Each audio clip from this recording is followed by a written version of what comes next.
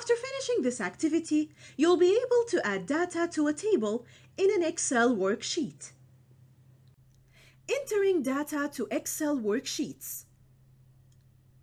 This is how Excel workbooks look like. Before I start entering data to my Excel worksheet, I will first save it. I will do that by going to File and choose Save As. And then choose where I want to save my workbook.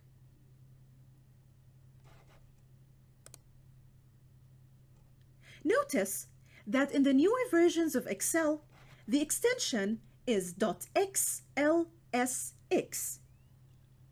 In some older versions of Excel, the extension might be xlx.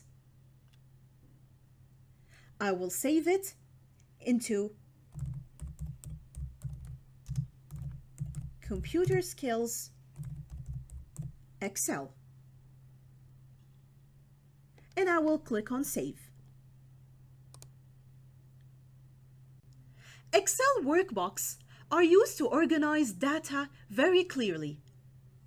Numerical data can be used in a variety of ways. The first step, however, is simply to enter data into a table.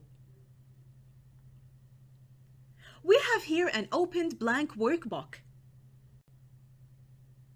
The first cell for my data will almost always be A1. A in columns and 1 in rows.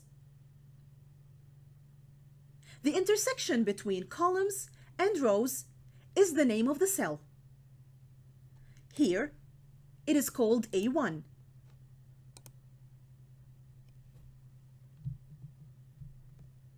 If you wish to organize your data in a column, you will hit Enter to move to the next cell down.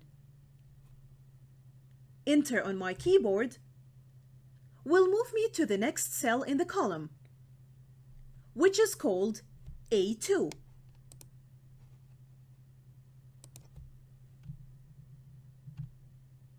If you wish to organize your data in a row, you will hit the Tab key to move to the next cell over. Clicking Tab on my keyboard will move me to the next cell in a row. The name of the cell is B1, the intersection between the column B and the row 1.